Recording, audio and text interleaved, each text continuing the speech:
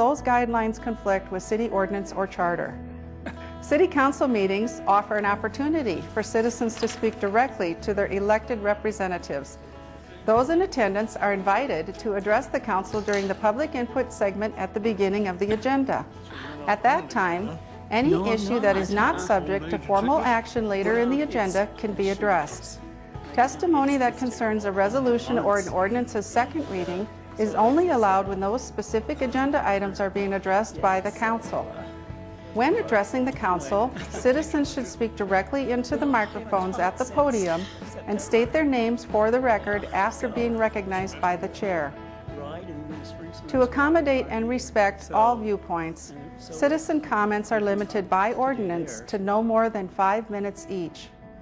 Comments should be respectful and focused on providing new information that will benefit the council's deliberative process. The chair reserves the right to limit the number of speakers. City council meetings are broadcast live on CityLink and online at www.siouxfalls.org. Information regarding the City Council, its committees, meetings, briefings, and members is available by visiting www.siouxfalls.org/council or by calling the council office at 605-367-8085. Thank you for your interest in Sioux Falls City government.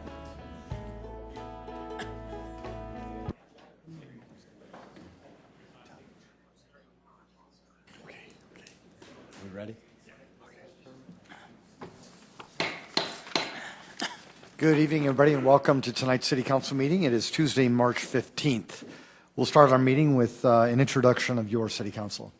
Council members Anderson, Erickson, Here. Erpenbach, Here. Jameson, Here. Karski, Here. Kyler, Here. Rolfing, Here. Staggers, Present. Anderson. Here. Thank you, Tom. Appreciate it. We are very, very pleased to have Dr. Ron Tottingham back to give our invocation, to give our blessing. Dr. Ron is a frequent guest here, and we're always pleased with his presence. What we'd ask you to do is to stand for Dr. Ron's invocation and then remain standing for our Pledge of Allegiance. Dr. Ron, welcome back, sir. Our Heavenly Father, thank you tonight for your blessings to us, and thank you for your blessings on this city. And I pray that you would bless the people who run our city, that you'd give them an anointing, give them guidance, and all the things they have to put up with and think about, good, bad, and indifferent. And I pray that you'd give them a special blessing for the efforts that they put into a great city and a good city. Bless them again, I pray in Jesus' name. Amen. Amen. I pledge allegiance to the flag of the United States of America and to the republic for which it stands, one nation, under God, indivisible, with liberty and justice for all.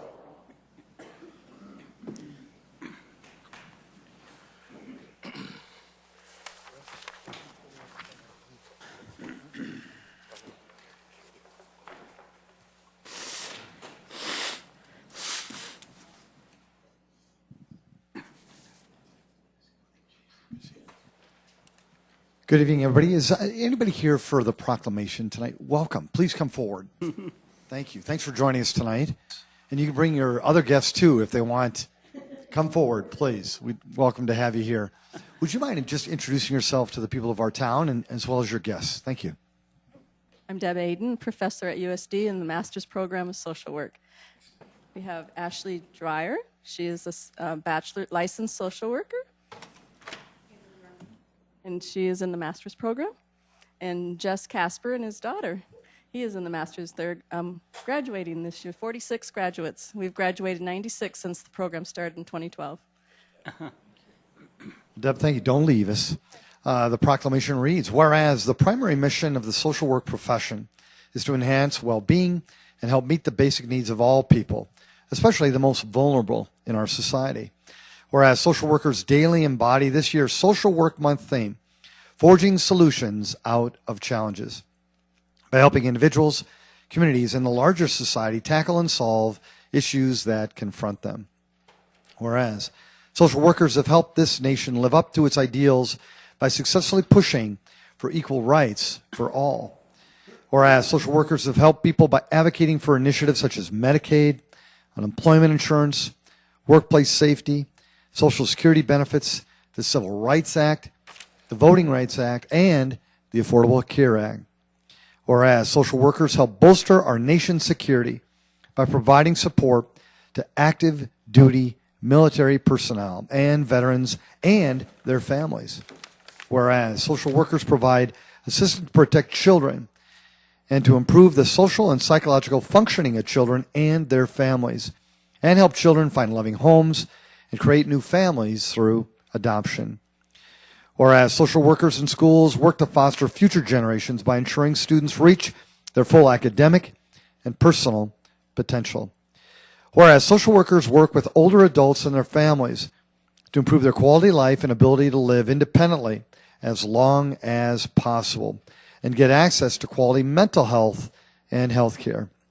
Now, Deb and team, I am Mike Huther. I am the mayor of the City of Sioux Falls, and I do hereby proclaim March 2016 as Social Work Month in the City of Sioux Falls and encourage all residents to celebrate and support the social work profession.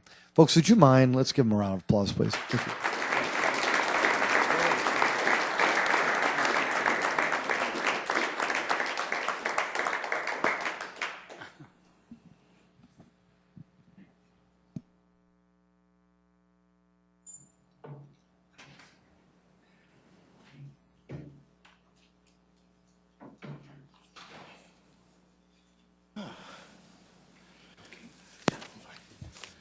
Council, thank you. We'll now move to our consent agenda. Any motions, changes? Move to approve, Erpenbach. Second, Erickson. Been a motion to approve our consent agenda, and it has been seconded by Mayor? Councilor Erickson. I did want to pull one item. Okay, great. It's the transportation services for persons with disabilities to award a bid. Thank you, Councilor. We'll get to that one later. If there's no other ones, a roll call vote, please. Council members Anderson, Yes. Erickson, Yes. Erpenbach, Yes. Jamison, Yes. Karski, Yes. Kylie, Yes. Rolfing, Yes. Staggers. Yes. That has passed 8-0. Thank you. Council, our regular agenda, any motions or changes to that? Move for approval, Anderson. Second, Erpenbach. Councilor Anderson Jr. has made a motion to approve our agenda tonight, seconded by Councilor Erpenbach. Roll call vote, please. Council members Anderson, Yes. Erickson, Yes. Erpenbach, Yes. Jamison, Yes. Karski, Yes. Kylie, Yes. Rolfing, Yes. Staggers. Yes. That has passed 8-0. Thank you, Council. Folks, this is an opportunity for you to engage the council if you want on any topic. It's our public input portion of the agenda. All we'd ask, just come forward, introduce yourself to the people of our town, and please keep your comments to 5 minutes or less. The council would appreciate that. Anybody interested? Well, thank you. We still welcome. David?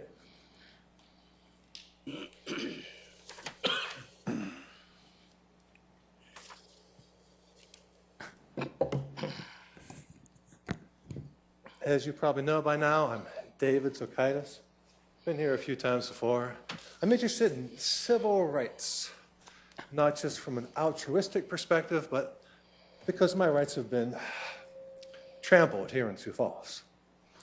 Last fall, just to refresh your memory, I was cleaning some branches off a public sidewalk when 4 cops, not just 2, but 4 cops, showed up to give me a hard time, shall we say.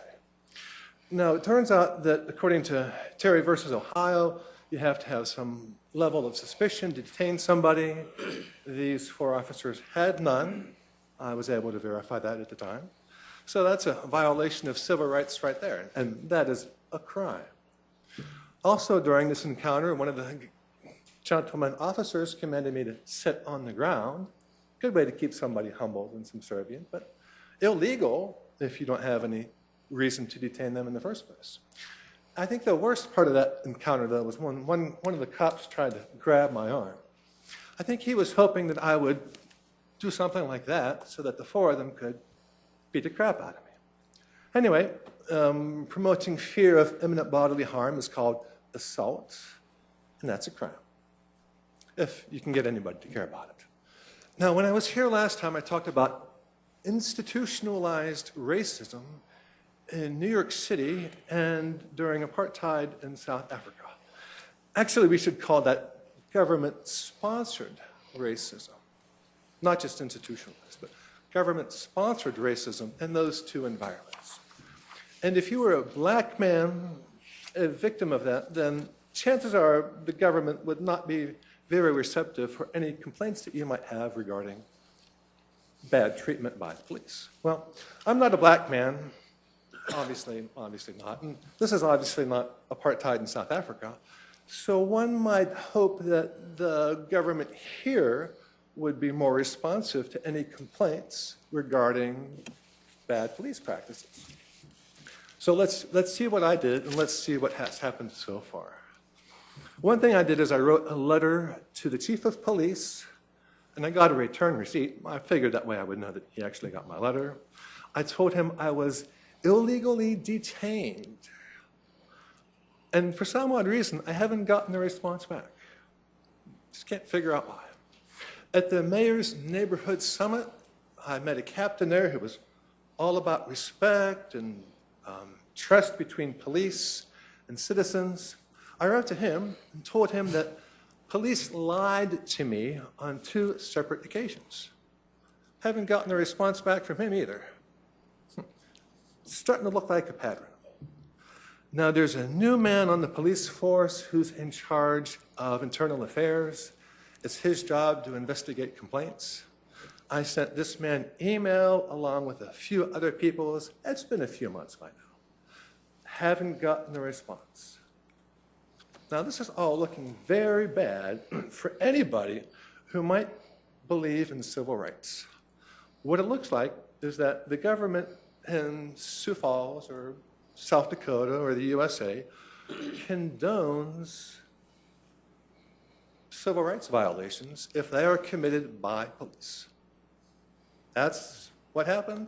That's what I see.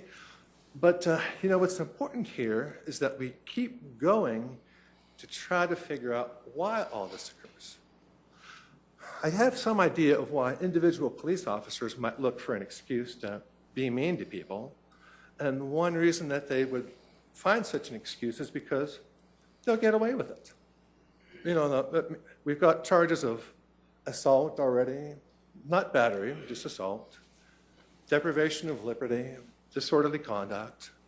Oh, and let's add that obstruction of justice. My complaints have been ignored. That's obstruction of justice. So anyway, but if you have problems like that and the police say fine, well, why? So we got to figure that out, and I'll keep coming back, and eventually we'll get to the bottom of this. We'll figure out why bad stuff happens, and then maybe we'll find some solutions. Hey, but I'm done, so see you next time.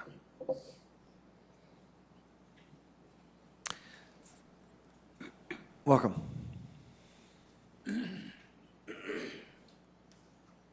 Bruce Danielson, Sioux Falls.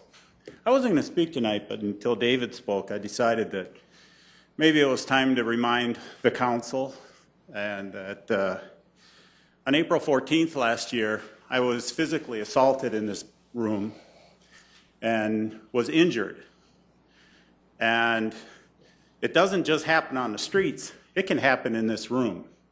And I just wanted to remind you people that it starts in this room and it starts in this chair right in front of me, that we need to pay attention to citizen rights. Thank you. Folks, is there anybody else who wanted to engage the council on any topic of interest to them? Very good, thank you. Council will now move to Councilor Anderson Jr.'s item from the consent agenda.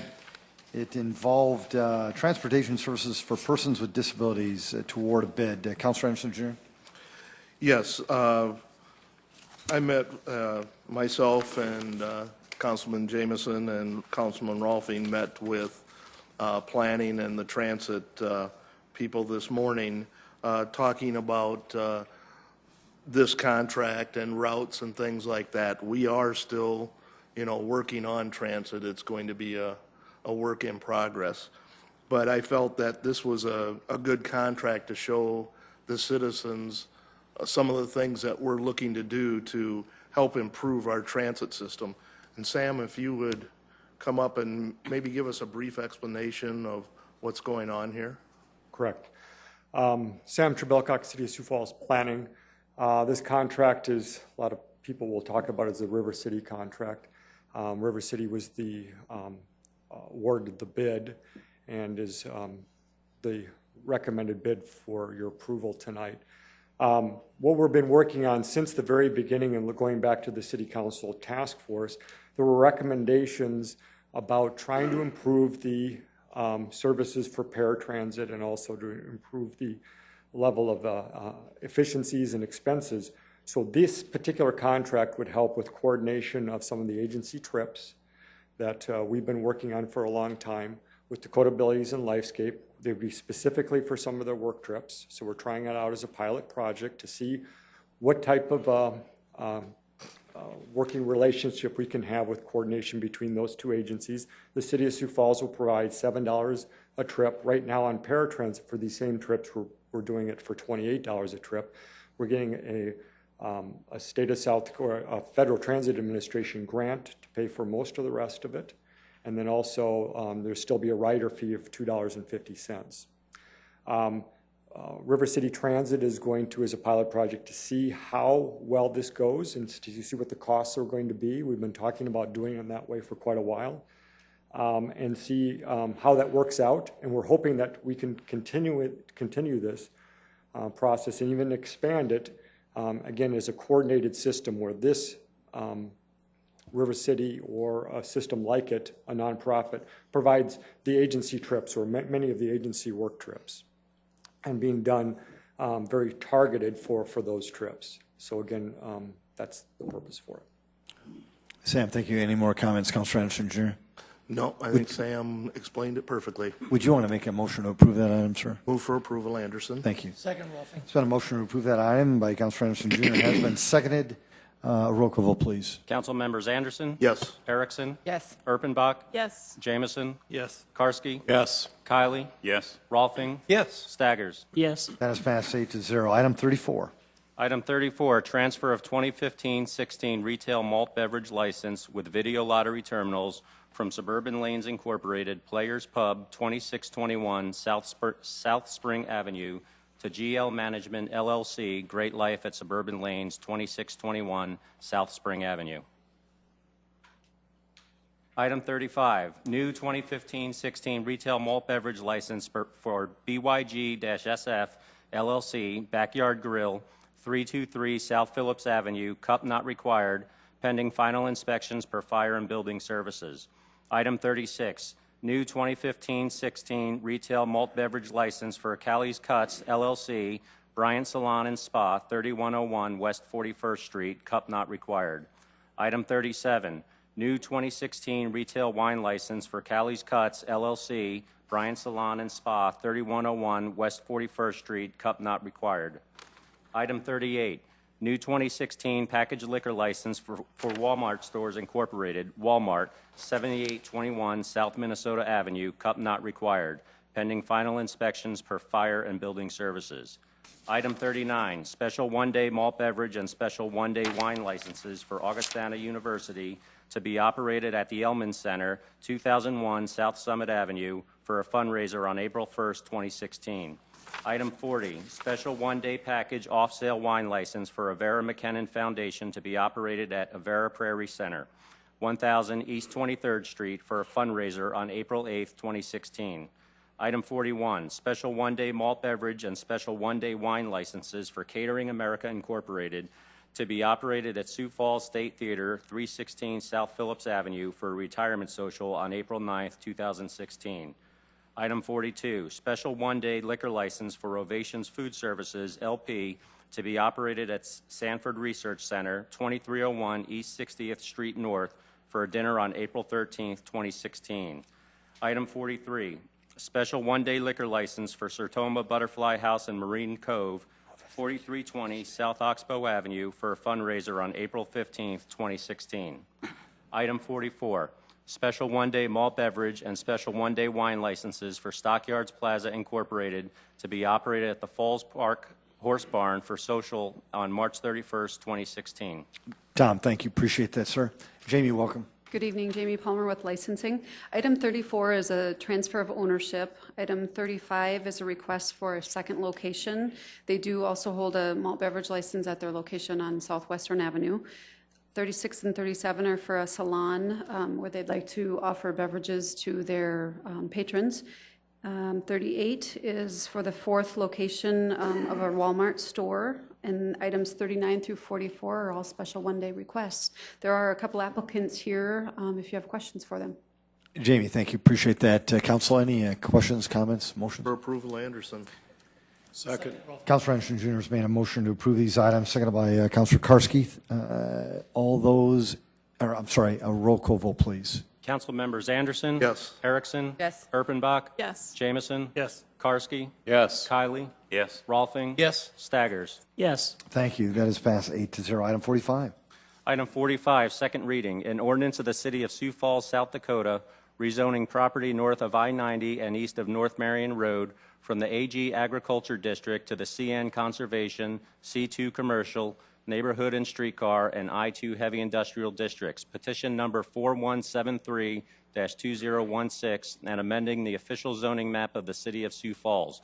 Planning Commission recommends approval. Jason Bieber, representing Planning and Building Services. This is an application and the owner of the Sioux Falls Development Foundation. It is roughly 422 acres in size. The purpose of this rezoning is to construct a major industrial development known as Foundation Park. Roughly 8.93 acres of commercial on the west side of it, adjacent to North Marion Road. 20 acres of conservation for drainage and other areas, and then the remainder of the 300 would be 392 acres for heavy industrial. We do have the applicant here, Slater Barr, as well as Mike Gray with Economic Development, and Chad and Mark with Public Works, if you have any questions on infrastructure for them. Jason, thank you. Folks, this is a second reading, so you do have the opportunity to engage the council on this topic. Anybody interested? Very good. Council? Move for approval, Anderson. Second. I'll second Councilor Anderson Jr. has made a motion to approve this item, seconded by Councilor Karski. If there is no discussion, a roll call vote, please. Council members Anderson. Yes. Erickson. Yes. Erpenbach. Yes. Jamison. Yes. Karski. Yes. Kylie. Yes. Rolfing. Yes. Staggers. Yes. That is passed 8-0. Item 46. Item 46, set a date of hearing and second reading for Tuesday, April 5th, 2016 at 7 p.m. for item 46. First reading, an ordinance of the City of Sioux Falls, South Dakota, encouraging parking strip landscaping and providing standards therefore. Hello, Matt Tobias, Planning and Building Services, Code Enforcement Manager. Tonight is the first reading for the parking strip ordinance. First off, I want to thank the councilors who are on the Land Use Committee. We've been working really diligently at this between Planning and Public Works, so we feel like we came up with a good ordinance here, so I'm just going to kind of briefly go through that ordinance. The parking strip is basically the area which is referred to as a parking strip, but it's the edge of the curb into the edge of the sidewalk in front of your house. In that area, we are actually encouraging plant material. The current ordinance right now only allows grass, and that's about it.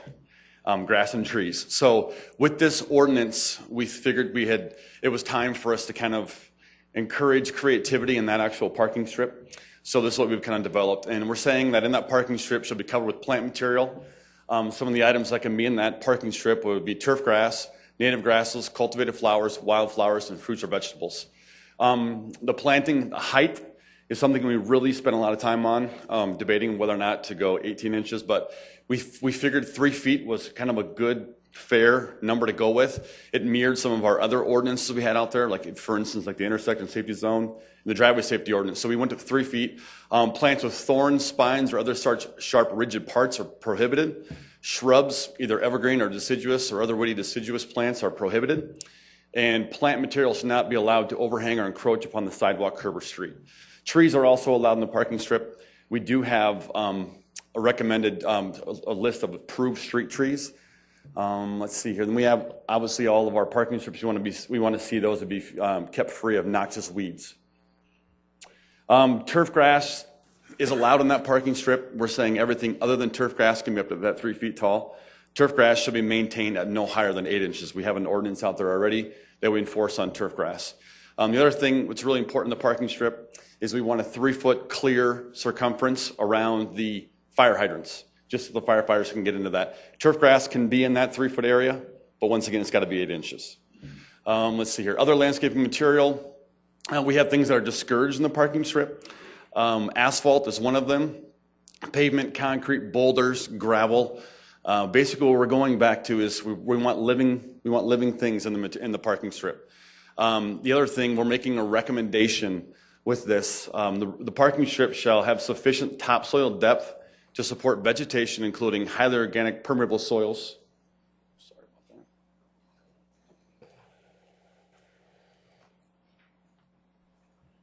Sorry about that. With permeable soils, which would allow deep-rooted plants to grow and enhance tree growth. Wood mulch, we've seen some of that in the past, where we see entire parking strips full of wood mulch. Wood mulch is going to be allowed in the parking strip on a very limited basis for water conservation and erosion control around plants. We don't want to see in the rubber wood mulch the non-biodegradable wood mulch, because anything that gets into our storm sewers during a heavy rain event, it just costs more for us to get it out. We are actually allowing a percentage of, well, actually a quarter of the parking strip can be hardscaped, being pavers, edging, or rock. The rock in that area, we want to see but like a 1 to 3 inch rock size. Then we also want to see them install it to where it's not going to be above the curb, below the curb, just so we can keep all that rock in there. But then again, like I said, a quarter of the parking strip can be rock or hard surface. The permits, we have just a very few things we want people to get permits for. There is no fees for these permits. They're just going to be, it's more of a understanding for us.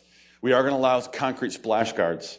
With that concrete splash guard, we would like you to get a permit just so we can tell you that we're going to be in your street doing a street construction project in the next year, or we just want to we want to know if you're going to put a concrete splash guard in, so we're all on the same page with that. Also, we're going to look for a permit for some of those small isolated areas, like in a cul-de-sac, that can be more than a quarter. We would allow that to be either rocked or concrete or a splash guard. Restoration, this is an important section. If the city or its contractor engages in construction or maintenance activities in the right-of-way or the parking strip, city or its contractor damages materials in the parking strip. So if you have all these beautiful flowers in the parking strip and we have to get in there, now on an emergency basis, we may have to get in there, and that's what we're saying, that restoration will be limited to turf grass, sod, or seed. We will do our best. It's a standard practice to notify our residents if we're going to be in there for a street project. We give ample time, and our utility companies are the same way. We give ample time, but if it's a water main break and it's an emergency situation, we might not have the time to do that. So then we're saying that it's limited to turf grass, sod, or seed. Structural encroachments, unless approved by the city engineer, retaining walls, fences, steps, boulders, or other similar encroachments are prohibited. It just goes back to we want to see living material only in that parking strip. Mailboxes and cluster box units.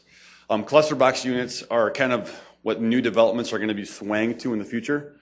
We're going to be seeing a lot more of the cluster box units in the newer developments. But we thought after last time we were at information, we thought we better address mailboxes. So basically what we came up with is that new installation or replacement of mailboxes is limited to mailboxes installed on breakaway or yielding supports. So going forward, all mailboxes that are in the parking strip need to be breakaway. So that's where it would yield or it would break away on a wood support. Mailboxes and cluster box units must meet U.S. Postal Service standards. Neither the city nor its contractors hold liability for damage to non-conforming mailbox installations, and any payments to replace damaged mailboxes is limited to the price of a standard mailbox and approved breakaway support. So that's all we have right now. So any questions? Matt, thank you very much. I appreciate it, Council. First reading, so it's in your hands here. Yes, Councilor Kiley. Well, first of all, I would like to thank Councilor Jamison and the other members, Councilor Anderson and Staggers, other members of the Land Use Committee, and especially Matt, because Matt's attended a lot of meetings, garden club meetings. He's probably an unofficial member by now of some of those clubs. And Mike Cooper and Mark Cotter and other numerous staff members that I haven't mentioned. This is been a true collaboration between counselors, between city staff, between concerned citizens, landscapers, as I've already mentioned, the garden clubs, and even conservationists. Yep. And so they were requesting flexibility, and I think we're giving them flexibility and at the same time maintaining the functionality of the right-of-way. So I urge your approval, and thank you for your support, everybody. Yes. Councilor Kiley, thank you. Councilor Jameson. Thank you. Again, I'd like to acknowledge Matt and all of his services. Great job, Matt. It's been a pleasure to get to know you, and you do a fine job. Thank you for all your work. One other part that was mentioned at the beginning about why we've done this that I think maybe you kind of did not mention maybe as well as you could have is the fact that we had an ordinance on the books that we weren't enforcing. And I know I've been teased about why are we spending so much time on this ordinance. Surely there's more important things to do in our city, but it's important for us to have ordinances on the books that we actually support and are willing to enforce. And I think we've come up with a fine ordinance to address the challenges we had at our feet. And again, I'd urge support as well. And thank you for all your work. Yeah, and what we're doing, we're looking for your guys' support to move it to a second reading. Councilor Jameson, would you mind setting a date of hearing, second reading for Tuesday, April 5th? Yes, please. Thank you. Councilor, thank you. Thank you, Councilor Kiley. If there's no further discussion, a roll call vote, please. Council members Anderson? Yes. Erickson? Yes. Erpenbach? Yes. Jameson? Yes. Karski? Yes. Kiley? Yes. Rolfing? Yes. Staggers? Yes. That has passed 8-0. Item 47. Set a date of hearing and second reading for Tuesday, April 5th, 2016 at 7 p.m. for item 47, an ordinance of the City of Sioux Falls, South Dakota, amending the 2013 Shaped Places zoning ordinance of the City of Sioux Falls. Planning Commission recommends approval. The applicant here is the City of Sioux Falls planning staff. These are the ordinances that we originally brought to you guys in January. Then we actually took them back and did a little bit of corrections to some of them. And so now we're bringing them back forward. I'll quickly run through some of the highlights. The first thing that we're looking at amending and updating is to actually get a definition of a lot of record and to get a policy on file that only one form is allowed on each lot of record. Next, we are looking at adding the BCF3 form to section 160.031, the Live Work Zoning District. It's addressed in one of the sections and then left out of this section, so we're making those two consistent. And then we are looking at requiring street trees and interior trees within all multifamily developments, single family and twin home and townhome developments. They're exempt from those trees. And for some reason we had apartments also exempt. We believe that apartment complexes should have to do the required street trees. And also we are looking at establishing a standard caliper size for deciduous shade trees at 2 inches and for ornamental trees at 1.5 inches. And then finally, we're looking at adding a provision for dwelling units if you increase them by 20% or more for multiple family lots.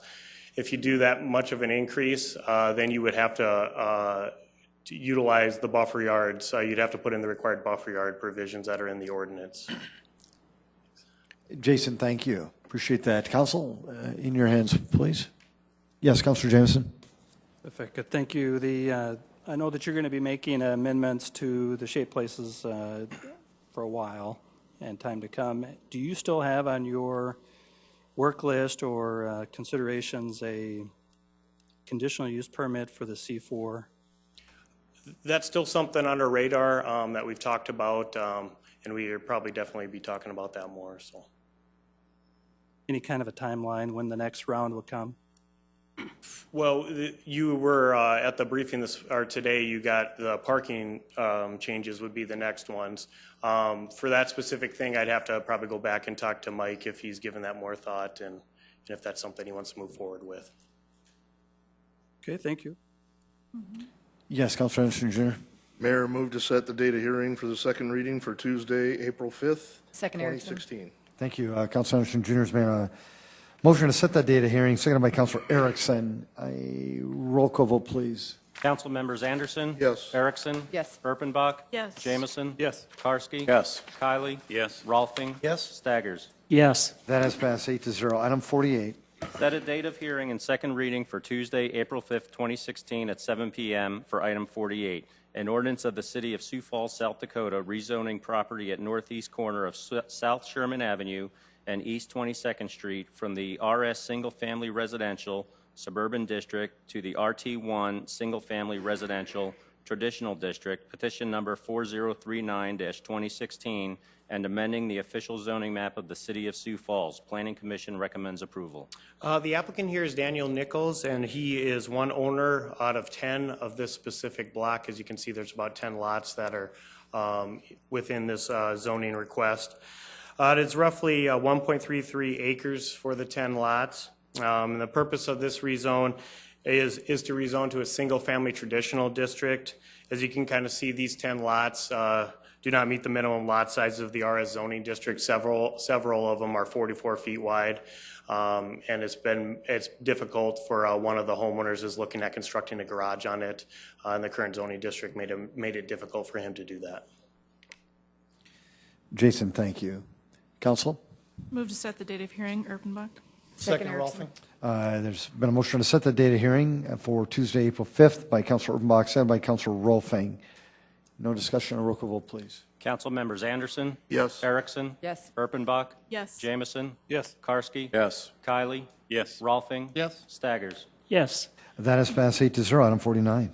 Set a date of hearing and second reading for Tuesday, April 5th, 2016 at 7 p.m. for item 49. An ordinance of the City of Sioux Falls, South Dakota, rezoning property at 605 North La Mesa Drive from the AG Agriculture District to the RS Single Family Residential Suburban District. Petition number 4144-2016 and amending the official zoning map of the City of Sioux Falls. Planning Commission recommends approval. The applicant and owner of this project is Gary Haar. He recently acquired this lot, annexed it into the city, and that's why it's currently zoned ag. It's roughly 0.43 acres in size. The purpose of this rezoning is to construct a cul-de-sac at the end of this existing street, North Whitney Drive, and then finish out the subdivision with that cul-de-sac and then construct a single-family home on the remainder of the tract. Jason, thank you. Council, would anybody want to set a date of hearing and second reading for Tuesday, April 5th for this item? So moved, Karski. Second, Kaling. Councilor Karski's made that motion, seconded by Councilor Kiley. Any discussion? A roll call vote, please. Council members Anderson? Yes. Erickson? Yes. Erpenbach? Yes. Jamison? Yes. Karski? Yes. Kylie? Yes. Rolfing? Yes. Staggers? Yes. That has passed 8-0. Item 50. Set a date of hearing and second reading for Tuesday, April 5th, 2016 at 7 p.m. for item 50. An ordinance of the City of Sioux Falls, South Dakota, rezoning property at 120 North Sycamore Avenue from the RS Single Family Residential Suburban District to the RA1 Apartment Residential Low Density District. Petition number 4159-2016 and amending the official zoning map of the City of Sioux Falls. Planning Commission recommends approval. The applicant here is Mike Schultz. The owner is T&G Rentals. It's roughly 1.7 acres in size. The purpose of this rezoning is to plat off that existing house in the northwest corner and keep that single family. And then they're looking to construct 2 6-unit buildings and 1 8-unit building on the property on the east and south portions. They're proposing 20 enclosed and 38 surface parking spaces for a total of 58 spaces, which exceeds the ordinance of 40 required. They will be required a level B buffer yard on that south property line, as well as on the east and the south of that existing home that they are going to keep on the property. Jason, thank you. Councilor Anderson, Jr. Is this going to be in addition to the assisted living facility that's right there to the northeast? These are not part of that assisted living. I think they're just renting them out. They've worked with the assisted living facility to actually utilize those existing driveways onto Sycamore Avenue for their traffic to go in there. So, okay, thank you. Councilor Erickson. Jason, just a quick question. If you could go back to the last one more. That's what I got there. The Google one, the actual, there. Thank you. My question is remind me the buffer zone, and then the second question, was there any input at meetings that went on in regards to any of these? The buffer zones, you wouldn't have anything on the north because you have an assisted living facility in the north. The east is also assisted living facility, so they wouldn't be required a buffer yard. Along that south property line, there are existing single-family residential, and they're showing the required level B buffer yard. That's a 15-foot setback and a 2-foot berm or 4-foot fence. And then since they are keeping that single-family house and platting that off, they're required to do the buffer yard along to the east of that single-family house and to the south of it also. We did have a couple of people call on this, kind of explain the situation. We didn't have any input at the Planning Commission at all on it. Okay, thank you. Move to approve. Erickson. Second, Anderson. There's been a motion to set the date of hearing and second reading for Tuesday, April 5th. It has been seconded. A roll call vote, please. Council members Anderson. Yes. Erickson. Yes. Erpenbach. Yes. Jameson. Yes. Karski. Yes. Kylie. Yes. Rolfing. Yes. Staggers. Yes. That is passed 8-0. Item 51. Set a date of hearing and second reading for Tuesday, April 5th, 2016 at 7 p.m. for item 51, an ordinance of the City of Sioux Falls, South Dakota, rezoning property at northwest corner of North Terry Avenue and West Madison Street from the I-1 Light Industrial District to the C2 Commercial Neighborhood and Streetcar District. Petition number 4179-2016 and amending the official zoning map of the City of Sioux Falls. Planning Commission recommends approval. The applicant here is Doug Brockhouse. The owner is the South Dakota Land Title Company. It's roughly 6.3 acres in size. And the purpose of this one is to rezone this property for commercial and market it as a commercial use, not for industrial. Thank you, Jason. Council, would anybody want to set a date of hearing and second reading for Tuesday, April 5th? So move. Second. Anderson. Councilor Anderson Jr. has made that motion, seconded by Councilor Erickson. A roll call vote, please. Council members Anderson. Erickson. Yes. Erpenbach. Yes. Jameson. Yes. Karski. Yes. Kylie. Yes. Rolfing. Yes. Staggers. Yes. That is passed 8-0. Item 52. Set a date of hearing and second reading for Tuesday, April 5th, 2016 at 7 p.m. for item 52. An ordinance of the City of Sioux Falls, South Dakota, rezoning property at southwest corner of East 26th Street and South 6 Mile Road from the RS Single Family Residential, Suburban, and CN Conservation Districts to the RS Single Family Residential, Suburban, and CN Conservation Districts. Petition number 4183-2016 and amending the official zoning map of the City of Sioux Falls. Planning Commission recommends approval. The applicant and owner of this is Chuck Point with Ronning Companies. It's roughly 78.8 acres in size, and the purpose of this is to essentially move some conservation areas and actually construct additional ones. As they move along the engineering process, they found that they needed some more drainage and moved the actual locations of some of the drainage areas. Thank you, Jason. Interesting. Councilor Anderson Jr. Move to set the date of hearing and second reading for Tuesday, April 5th, 2016. Second. Thank you. Councilor Anderson Jr. has made that motion to set the date of hearing, seconded by Councilor Kiley. A roll call vote, please. Council members Anderson. Yes. Erickson. Yes. Erpenbach. Yes. Jameson. Yes. Karski. Yes. Kylie. Yes. Rolfing. Yes. Staggers. Yes. Thank you. That's passed 8-0. Item 53. Set a date of hearing and second reading for Tuesday, April 5th, 2016 at 7 p.m. for item 53. An ordinance of the City of Sioux Falls, South Dakota, rezoning property at 5100 West 12th Street from the I-1 Light Industrial District to the C3 Commercial Community District. Petition number 4184-2016 and amending the official zoning map of the City of Sioux Falls. Planning Commission recommends approval. The applicant and owner of this property is Billion Companies. It's roughly 8.8 acres, and you can see it's just east of Marion Road and north of West 12th Street. The purpose of this rezoning is to rehab the existing old high roller building and then also construct an 80 by 20 addition on the east side. And that will give it a building size of roughly 69,500 square feet. Billion is planning to use this 69,000 square foot building as their main service area, center for their cars and a car lot, as well as some additional car sales on the east portion of it. Thanks, Jason. Council? Move to set the second reading for Tuesday, April 5th, 2016. Second, Karski. Thank you. There's been a motion to set the date of hearing and it has been seconded. A roll call vote, please. Council members Anderson. Yes. Erickson. Yes. Erpenbach. Yes. Jameson. Yes. Karski. Yes. Kylie. Yes. Rolfing. Yes. Staggers. Yes. That is passed 8-0. Item 54. Set a date of hearing and second reading for Tuesday, April 5th, 2016 at 7 p.m. for item 54, an ordinance of the City of Sioux Falls, South Dakota, amending the Code of Ordinances of the city by amending Chapter 51, Utility Rates and Charges, Subchapter Water Distribution Platting Fee, Section 51.065, Water Distribution Platting Fee. Welcome, Chad. Good evening, Chad Hebe with the Engineering Division of Public Works. With your approval, I would like to talk at the same time about items 54 and 55. Is that appropriate? Thank you, Jason. Or Thank Chad. you. Thank you. Okay, these are the revisions to the arterial street and water distribution system platting fees. In 2008, we completed a nexus study, and these platting fees were implemented in January of 2009. In 2015, the study was updated, and tonight is the first reading to implement the revisions recommended by this study.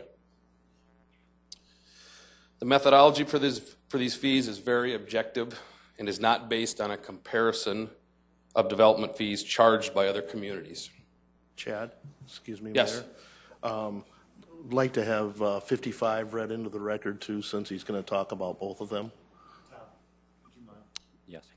An ordinance of this, item 55, an ordinance of the City of Sioux Falls, South Dakota, amending the Code of Ordinances of the city by amending Chapter 96, Streets and Sidewalks, Subchapter Arterial Street Platting Fee, Section 96.220, Arterial Street Platting Fee.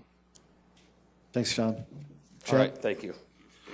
Like I said, the methodologies for these fees is very objective, and it is not based on a comparison of development fees charged by other communities. The updated study reviewed the methods used in 2008 and reviewed and updated trip generation rates, construction costs, distribution of developable acres by land use, and development density. Okay, first quickly on arterial streets. The first thing we're trying to do is calculate and recover 30% of the costs of arterial streets per a section of land. The 30% is based on if the arterial street was not there, the developer would have to build a collector street, and we've determined that ratio is 30% versus 70%. So the platting fees are trying to recover 30% of those costs of the section of land, and the city is providing the other 70%. So we're taking that cost divided by the trips generated, or the traffic trips generated per section of land, and calculating a cost per trip. We're then taking that cost per trip and multiplying it by trips per acre, and gives us a cost per acre. So this example, I'm using single-family residential development. The cost per acre is $77.60 times the trips generated by an acre of single-family residential is 26.1, gives us the cost per acre of $2,024 per acre. Similar on the water side. In this case, we're collecting 100% of the cost of the water distribution system. The 16-inch water line is what is needed in that section of land, no matter what the use is. So 100% of that cost is going to that section of land. If the line has to be oversized to a 20 or 24-inch line or even higher, the city picks up that oversized cost. So again, here we're taking those costs, we're dividing it by the developable acres per land or per section of land, gives you that $19.70 per acre for the water platting fee. Okay, just some updates that were done in the 2015 study. First of all, it has to do with multifamily density. The original study assumed 8 units per acre, so 8 apartment units or 8 dwellings per acre. This time we looked at it, the actual numbers right now are 16.1. So that is it's double what was assumed in 2008, and we'll talk about that here shortly. Also, the developable acres per section of land, we're seeing more green space as we move out on the outskirts of town. So the amount of land developed went from 589 down to 573.1. The result is that we still have to collect a certain amount of money. Now we just have less acres to collect on, thus the fees go up. A Construction costs, the arterial street costs, over the last 7 or 8 years, we've seen a 16% increase. In the water system, 11%. Okay, the recommendations from the Nexus study are in front of you. These are the recommended increases to the platting fees. For single family, industrial, and office and institutional, there's a 15% increase. Multifamily was 130%, commercial was 11%. Again, these are the recommendations that came out of the study. Likewise, the water distribution increase is 19%, which came from the study. We then looked at this implementation specifically for multifamily. The top line shows that 130% increase happening in 17, and then the rest of the way out, it's 2.5%. The 3-year line, we get to that 130% increase over a 3-year period. And this is a result of meeting with several groups and talking about the effects of this. This is what we're proposing to you, and that's what we've proposed to them. We'll do, and it calculates out to be a 34% for 3 years until 2019, and then 2.5% after that. And then our recommendation is reflected here with those fees. So from current to 2017, they're what I showed earlier, the 15, the 15, the 15, the 11. Multifamily is that 34. And then the rest of them go out 2.5% through 2021. Multifamily doesn't go to the 2.5% until from 2019 to 2020. The water recommendations, we're recommending that 19% increase from now until 2017, and then it's 2.5% after that through 2021.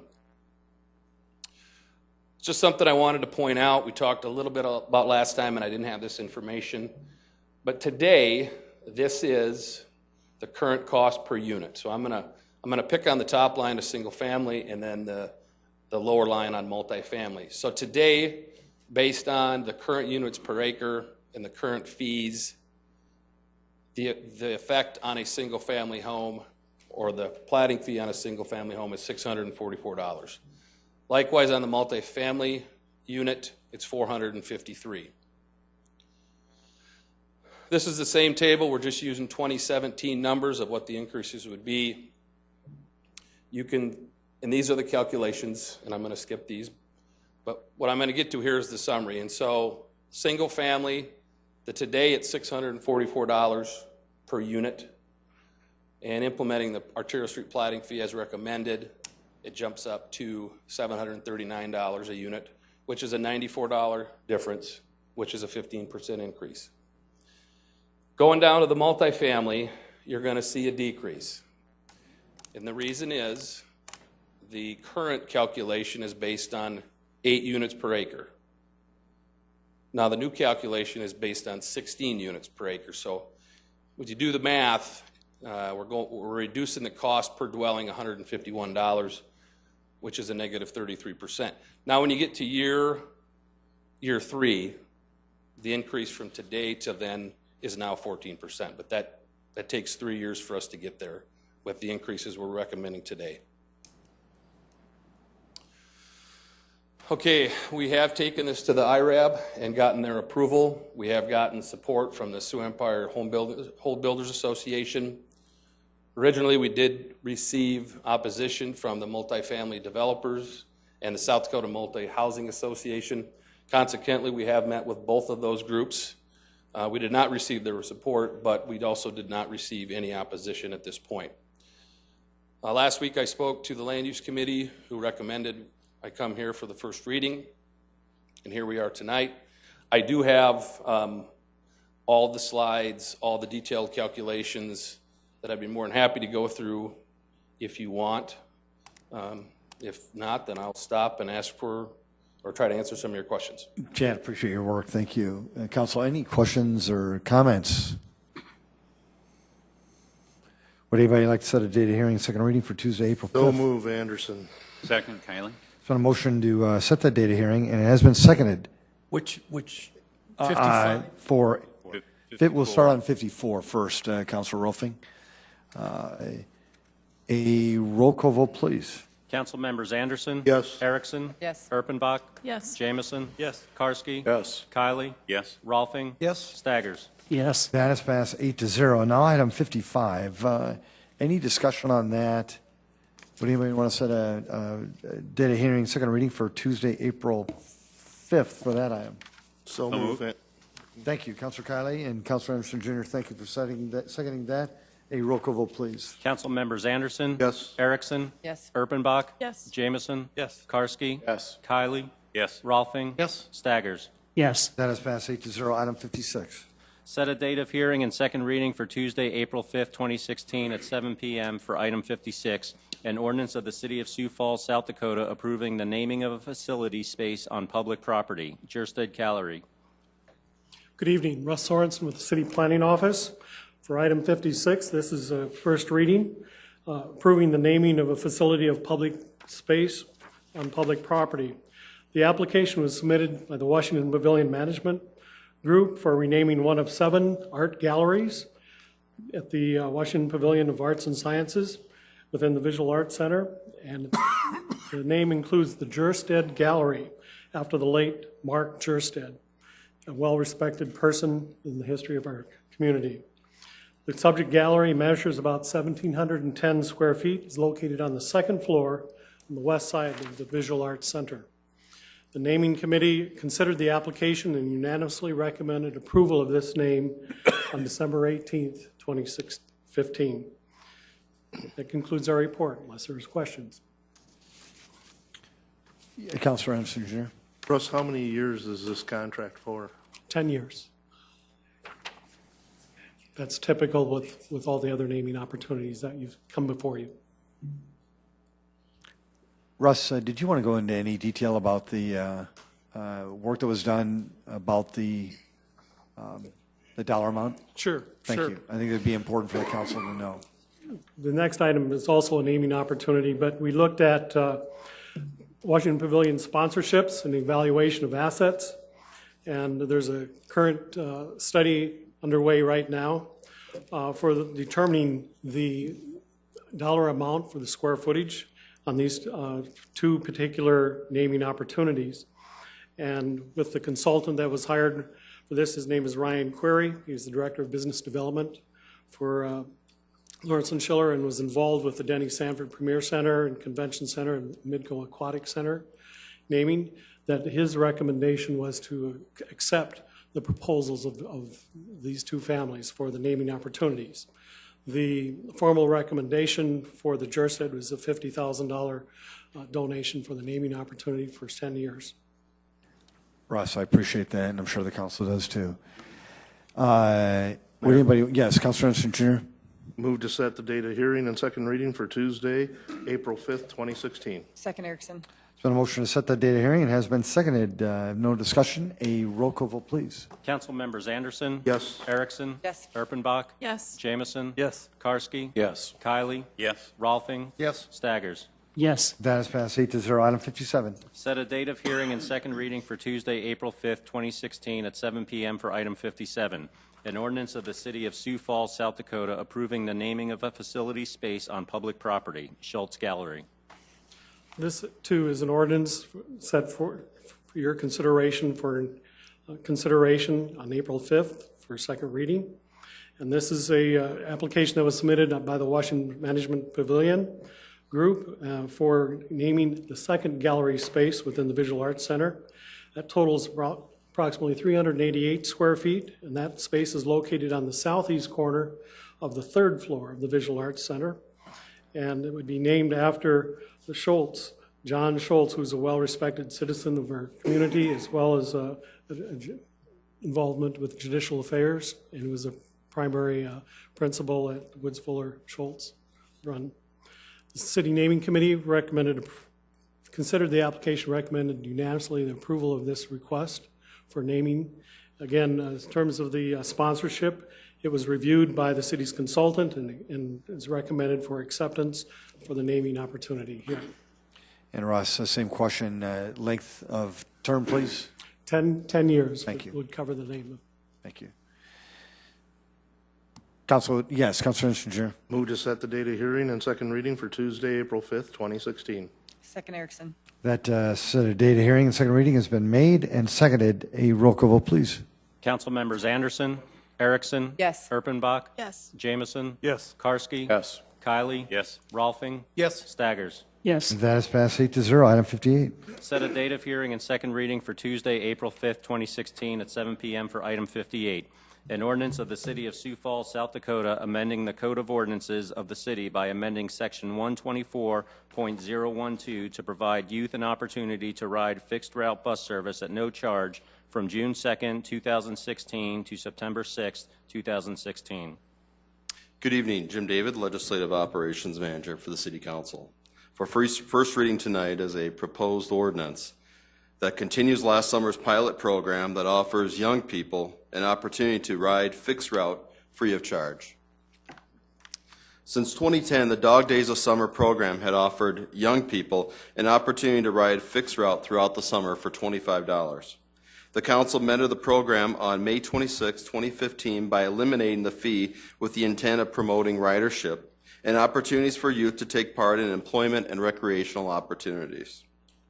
The free program began a month later. Since the program started after the school year, the Harrisburg and Sioux Falls school districts assisted by communicating directly with parents and students using IVR technology. The graph in front of you shows a 77% increase in dog tags during the summer of 2015 compared to the prior year. But even with the significant increase in passes, ridership only grew by 5% compared to the previous year. If we look at ridership numbers by month and compare 2014 and 2015, there are a couple of caveats. The May and June 2015 numbers saw a considerable decline in ridership. In May, ridership declined by 17%, and June saw those numbers drop by 40%. But as stated earlier, the free passes did not become active until June 24th. The only month that could be considered apples-to-apples comparison would be July, which saw ridership increase by 5%. There were significant increases in August and in September, but the 2014 numbers reflect an August 18th school start date. This summer should provide a more accurate comparison to gauge ridership. The proposal tonight reinstitutes the free Dog Days of Summer program based on the Sioux Falls School District calendar.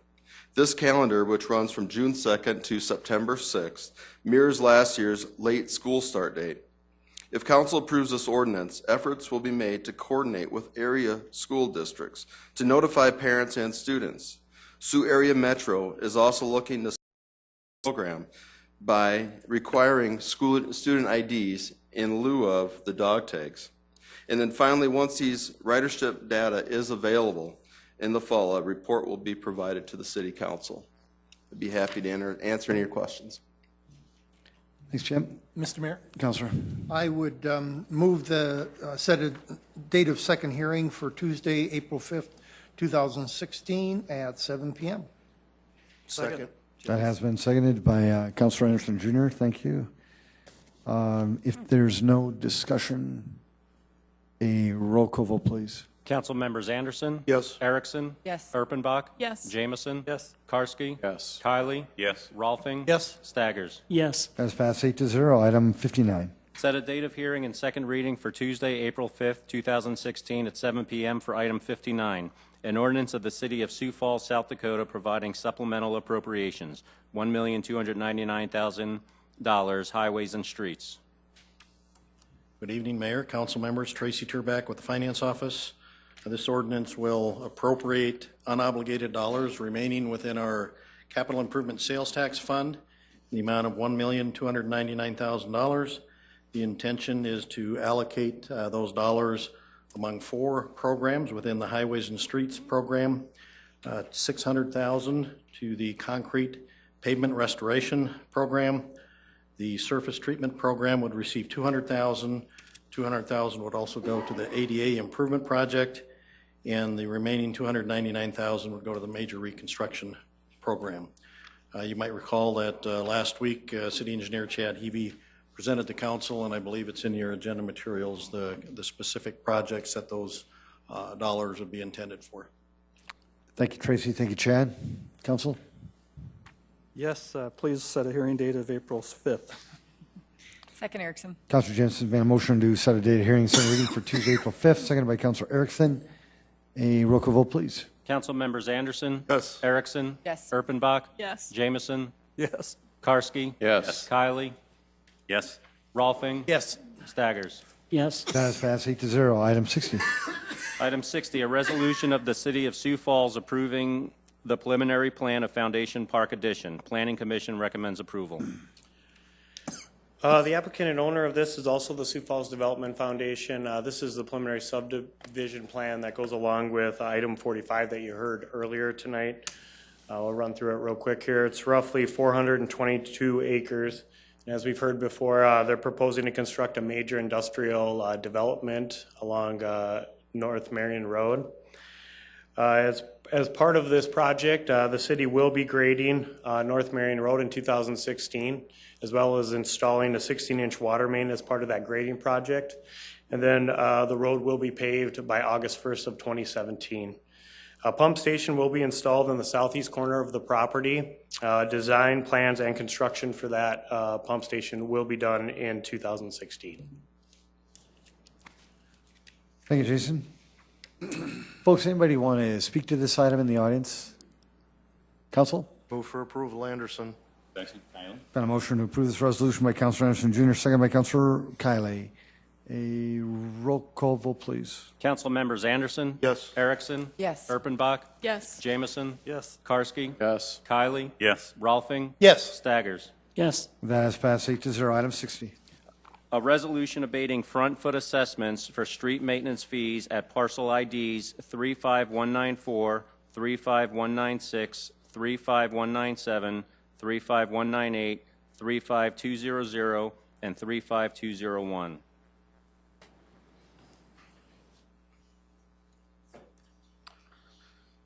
Good evening, Mayor and Council. Lance Weatherly, representing Public Works Engineering. Annually, the city charges street maintenance and drainage fees, which are levied against each parcel in the city. A resident submitted a request to have street maintenance fees abated, which staff reviewed and approved, and we would request your approval, and I would be happy to answer any questions you may have for item 61. Thank you very much. Is there anybody in the audience who want to speak to this item? Councilors? Councilor Jameson? Lance, just real quick, could you tell us why you think it's a good idea? The street maintenance fee, it is this parcel. It's on Pearl Street, which is a very narrow street. And the parcels that were requested, they're very narrow where they're not buildable on. When Public Works is doing snow removal operations, there's time when we're storing snow there. So that went into that factor of making that determination. Perfect, thank you. Councilor Erpenbach. Question about how many times we've seen the exact same thing, and we're going to see them next week at Board of Equalization as well. Is there a solution to this for these folks that they don't have to keep coming back? I mean, the paperwork they must have to fill out every time they do this and every time they come to us for Board of Equalization. Is there some sort of remedy for these folks? What we do is when we're preparing street maintenance and drainage fees, if we do bring one forward for abatement and it is approved, we do honor that, usually going forward. As new parcels come in, those are typically the ones that are brought forward as abatement, and some of those I'll be presenting later on. So they're typically new parcels that come up. Okay, this one must just be familiar because of Board of Equalization. We've seen this map before, and I'm getting nods from my colleagues. So, all right, thank you. I appreciate it.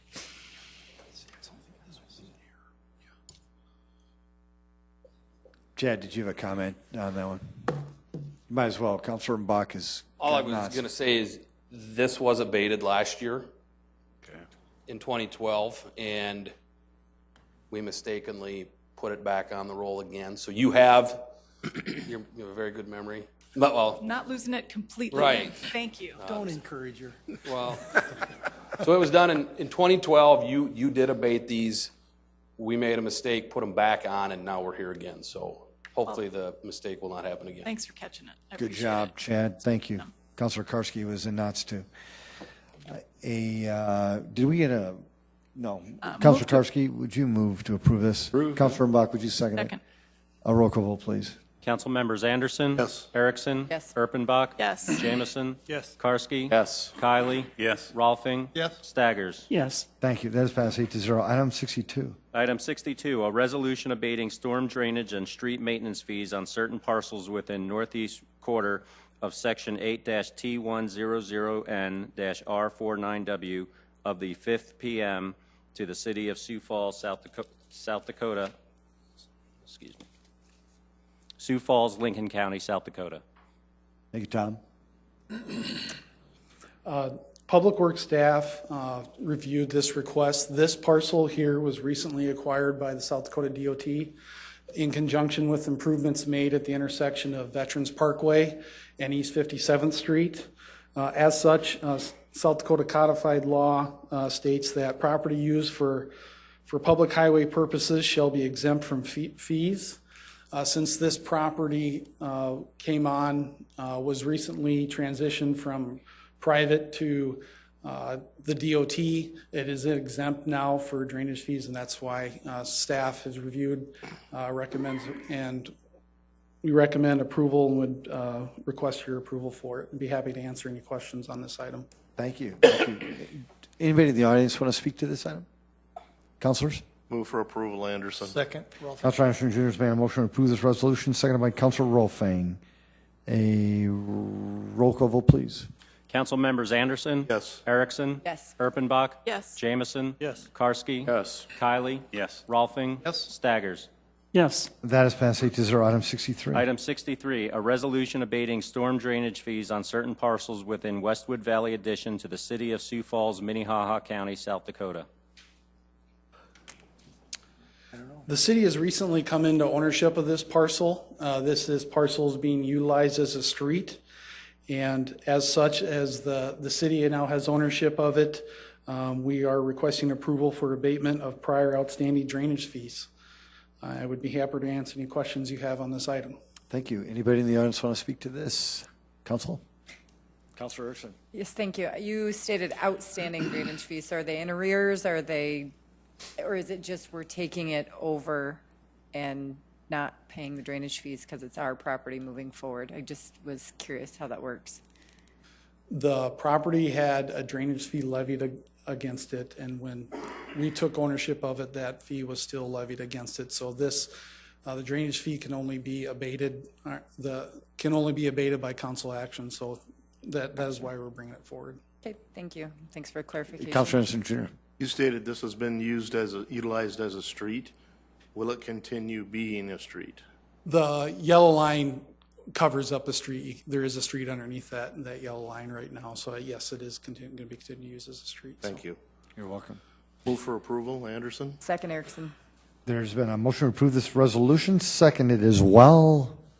A roll call vote, please. Council members Anderson. Yes. Erickson. Yes. Erpenbach. Yes. Jamison. Yes. Karski. Yes. Kylie. Yes. Rolfing. Yes. Staggers. Yes. That is passed 8-0. Item 64.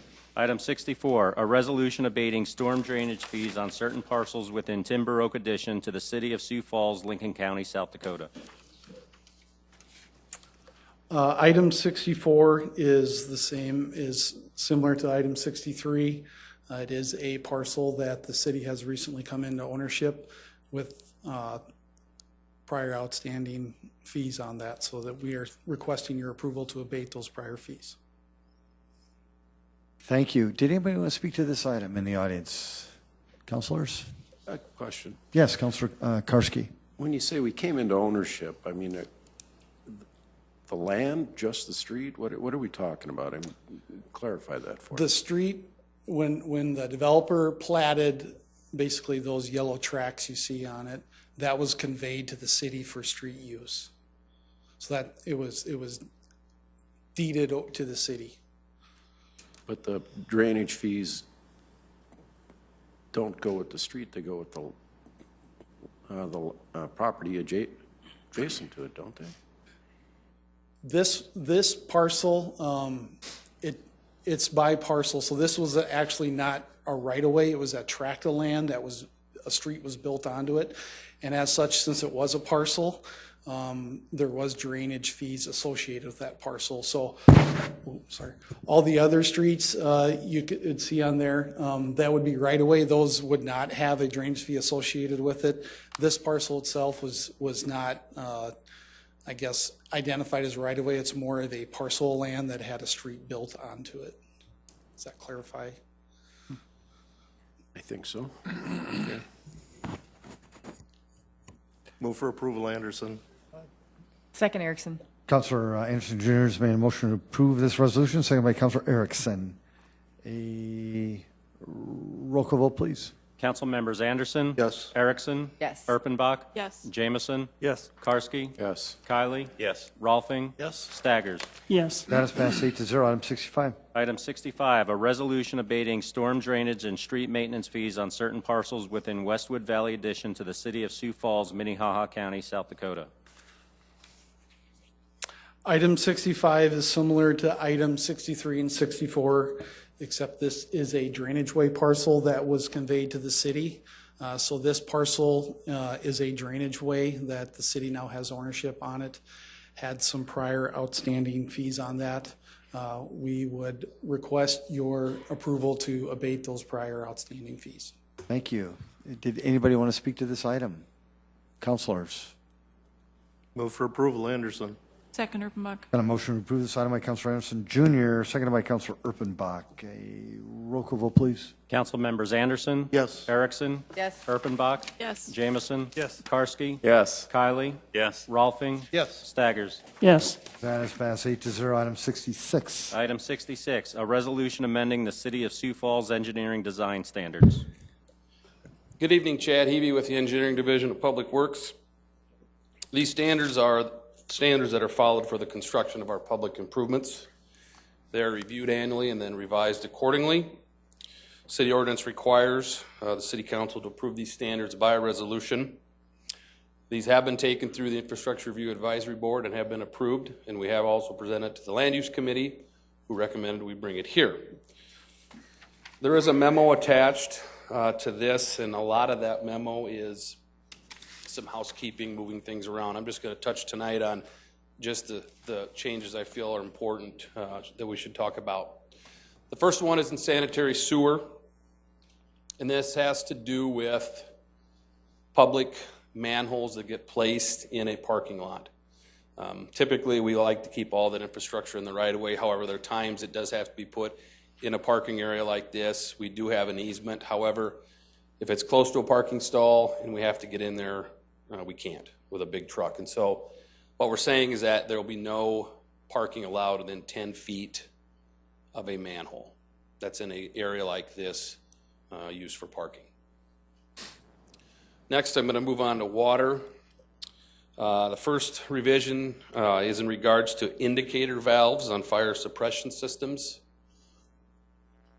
This here is a picture of a post indicator valve, and then on the right you have a picture of a wall indicator valve.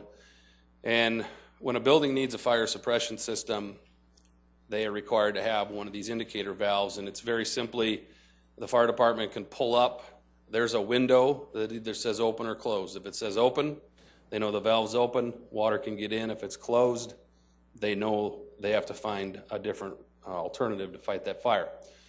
So, indicator valves are required. If there isn't enough room in front of the building, the fire marshal will allow them to put a wall indicator valve in. The change we're making tonight is if they use this wall indicator valve, we want them to have a separate domestic service line, and I'll walk you through it here quickly on this picture.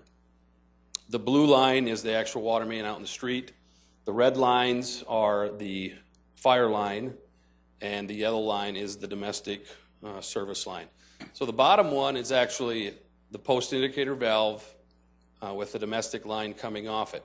Now, when it's time to do maintenance on that fire suppression system inside the building, the PIV gets closed.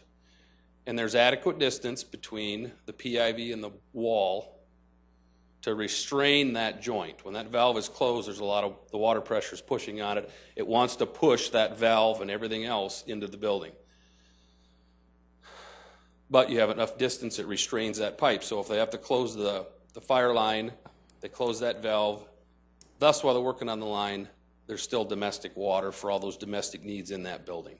So if the fire system's down for 2 or 3 days, they still have water in the building and they can continue business. Now, when they go up and have to go to a wall indicator valve, the wall indicator valve is at that wall. And when that valve is closed, there's not enough distance between the valve and the interior equipment to provide a safe working zone. So that pressure is pushing on that valve. There isn't that pipe between the building and the valve to restrain that joint for safe working conditions inside. So that's why we're requiring now this separate domestic line, so that when they close the fire line to do work inside the building on the fire suppression system, thus we have the domestic line, it's still in service, and they still can continue business with all their functions except the fire suppression system. Well, you guys talked a lot earlier tonight about water services. We'll talk a little bit more about them. The next item is the termination of a water service line.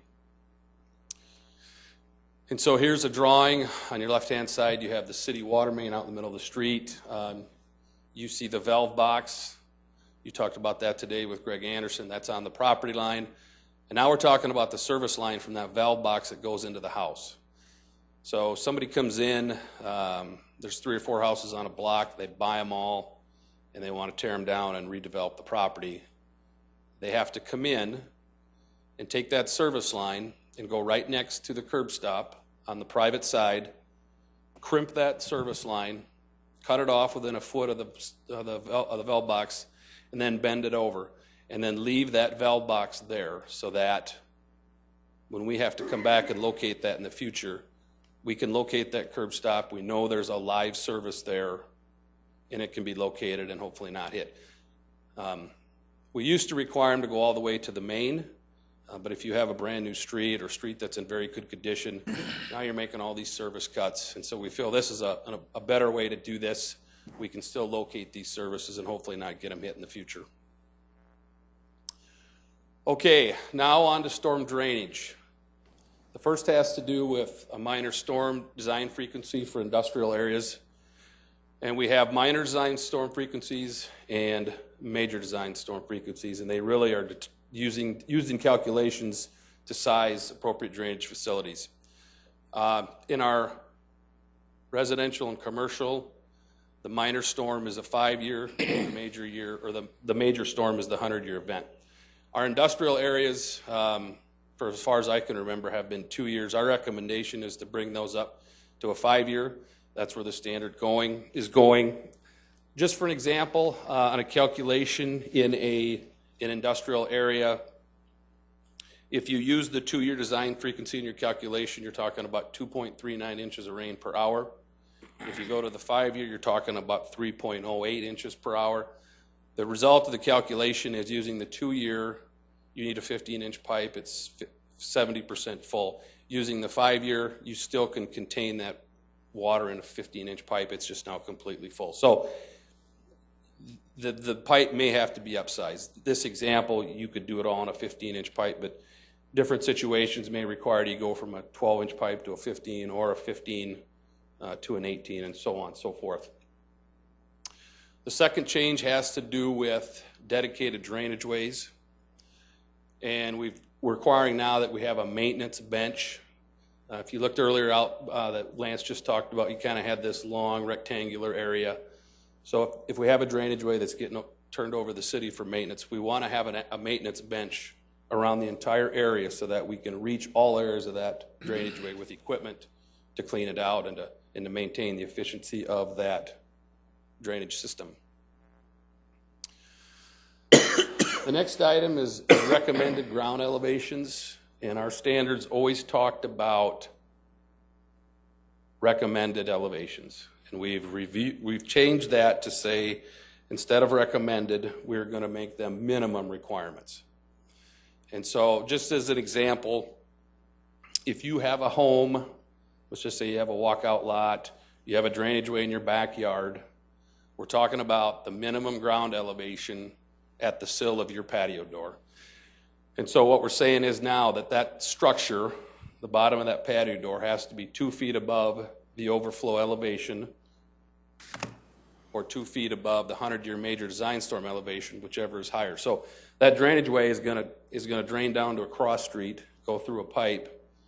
Now the overflow elevation is gonna be the road, where that pipe fills up, it comes up, now it goes over the road and overtops the road. You want the bottom of that door to be 2 feet above that elevation, so that the water goes this way, not into your backyard. So that's what that one is. And finally, we're talking the same thing about our detention ponds with the maintenance bench. If the pond is going to be dedicated to the city for maintenance, we want to make sure we have a maintenance bench around the entire perimeter so that we can get all areas of the pond. There will be some instances where one side is against right-of-way and we could potentially access that pond on the one side from right-of-way, but we're going to take those different examples case by case and make a determination when the plans come in. So with that, I'll take any questions, and I hope you support our revisions. Thanks, Chad. Fascinating stuff. I don't know how you do it.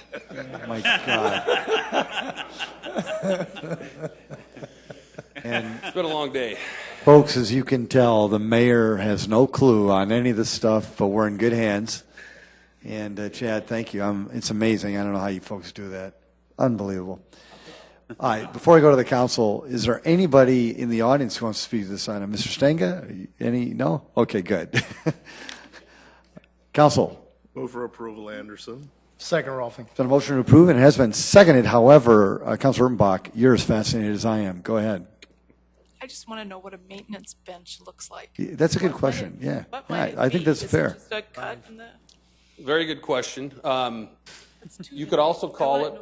You could also call it a trail.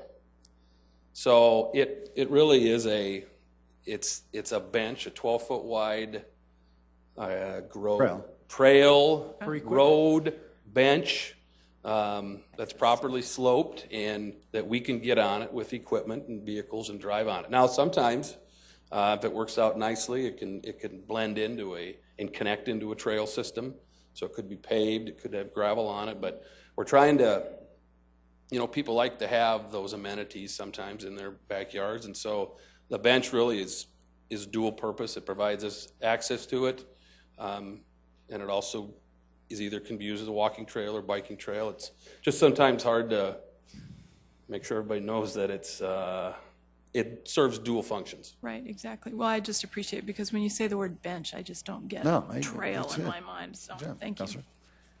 Chad, where'd you go to school? Pri Valley. Good shot. And that was the end. All right. USD and SDSU. You did. Okay, that's fair. I was all ready to. But you're a state, you're USD, SDSU graduate. You could tell. Impressive. I don't know. We've got a motion to approve, do we, Tom? We do. And seconded. Thank you. Yes, Councilor Jameson. In the light of the moment, if you were sitting on that bench, would you? You'd run over. So a question on that no parking spot by the manhole. Yes. So if there's a car parked on there, yeah, I get it. You'd tow it just like any other violator. But I could see, and I've seen it in a lot of parking lots where they pile and put all their snow. What if there's a 18-foot pile of snow over a manhole? What are you going to do? Well, I mean, it's going to depend on, again, is it emergency? Right. It is not, or is it or not? And so, yeah, if there's a bunch of snow on it and we have to get in there immediately, we're going to move the snow. Now, we wouldn't go to I mean, if it was an emergency, we had to tow a vehicle, we could do that, but it's just. What I mean, I guess, is if you're going to put a sign probably that says no parking, you would think that there would be some coordination with the owners of property to not pile snow there too. Exactly, and we're, again, this has come up where now if we remove a parking spot, are you meeting your minimum requirements for your number of lots? And so we're going to work with the developers and try to come up with a solution. Every one of these is going to be a little different. We have worked just recently on one where they were allowed to remove a parking stall and sign it accordingly. Now, that's not going to stop people potentially from parking in there because we're not going to patrol it. But it's just we're making people aware that we need to get at that if we need to. And I'm sure there's going to be times when we maybe have to get in there and something's there and we have to take the appropriate action.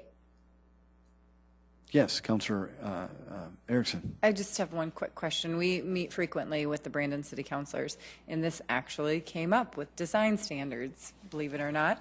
And we talked about a little bit what standards they use, and they had said that they use our standards.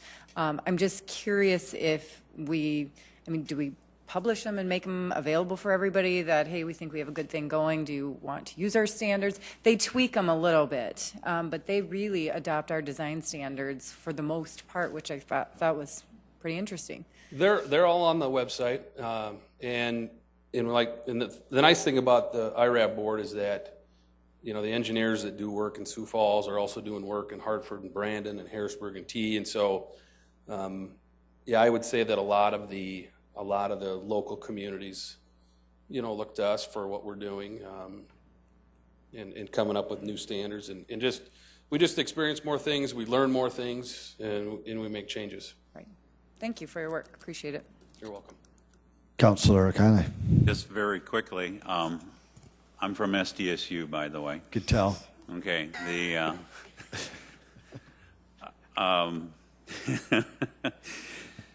I do, very quickly, I support the movement from recommended to minimum, because I think it does give us much more clout in that particular area and assurances that it's going to be done appropriately. So I think that's a good move. You know, sirs, thank you, Chad.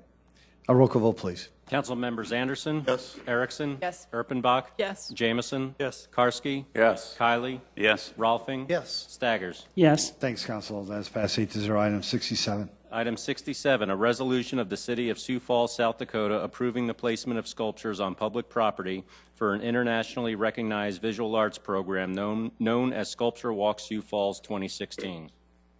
Good evening, Russ Sorensen with City Planning Office. Along with me this evening is Jim Clark, Executive Director for Sculpture Walk. As we showed you, we unveiled the program for 2016 earlier this afternoon. This is a follow-up regarding the resolution for your consideration this evening. Sculpture Walk Sioux Falls is in its 13th year, and it's grown from 34 sculptures in 2004 to 56 sculptures for 2016. In the 12 and a half years of Sculpture Walk program, we've displayed over 617 sculptures downtown. For the 2016 Sculpture Walk program, there were 144 entries. I believe last year, the question was asked, how many last year? I believe 161 entries. So again, we have good participation internationally. This is an international program and a countrywide program where we've got Canada, the US, 17 states are represented. We have 7 sculpture artists from South Dakota. The takedowns and installations will occur in April. On the 16th, we'll have the takedowns for 2015 sculptures, and on the 30th of April, we'll have the installations to avoid Mother's Day. And you'll celebrate that. The 56 sculptures and 9 alternates are selected and recommended for placement in downtown Sioux Falls. The general downtown locations are the same or similar to previous years. The Sculpture Walk program represents a broad collaboration of individuals and entities, both public and private, including the downtown Sioux Falls, the Sioux Falls Arts Council, and the Chamber of Commerce, and the City of Sioux Falls. Over 100 businesses and individuals contribute annually to the financial strength of Sculpture Walk, and over 50 volunteers make up the success for Sculpture Walk annually.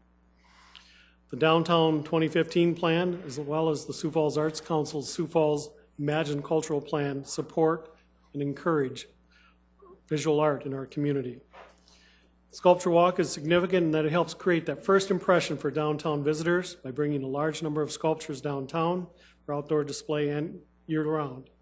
It enhances the beauty and the culture of our downtown area, and it indicates who we are as a community. And from May through September, the public votes for their People's Choice sculpture, and that sculpture is then purchased by the city. We've had more than 300,000 people visit Sculpture Walk each year. to visit those 617 sculptures since its inception. Several city departments, including Human Services, the ADA Accessibility Review Board, Public Works Engineering, Risk Management and Planning, along with your Visual Arts Commission, conducted their respective reviews, and they're supportive of the proposed sculptures for 2016 and their placements. This concludes our program presentation, unless you have questions. Russ, thank you. I appreciate that. Is there anybody in the audience who want to speak to this item? Councilors? Move for approval, Anderson. Second, Erpenbach. Councilor Anderson Jr. has made a motion to approve this resolution, second by Councilor Erpenbach. A roll call vote, please. Council members Anderson. Yes. Erickson. Yes. Erpenbach. Yes. Jamison. Yes. Karski. Yes. Kylie. Yes. Rolfing. Yes. Staggers. Yes. That's passed 8-0. Jim, thank you as well. Appreciate it, and your team. Item 68. Item 68, a resolution advising and giving consent to the appointment of members to certain citizen boards. Tom, could you read those, please? Mr. Mayor, I don't have them. Oh, that's okay. I'll read them, Tom. Or Tom, you I have read them. them. Raquel Blount, Airport Authority Board, appointed for a term from March 2016 to March 2021 to replace Ruth Christopolsky. The other is Gary Myers for the board of the Sioux Falls Regional Emergency Medical Services Authority, reappointed for a term from March 2016 to March 2021. Thank you, Tom. Appreciate that. Folks, anybody else want to speak to that item? Councilors? Move to approve, Erpenbach. Second, Karski. Been a motion to approve this resolution by Councilor Erpenbach, second by Councilor Karski. A roll call vote, please. Council members Anderson. Yes. Erickson. Yes. Erpenbach. Yes. Jamison. Karski. Yes. Kylie. Yes. Rolfing. Yes. Staggers. Yes. That is passed 8-0. Thank you, Council. Is there any other business, Councilor Rolfing?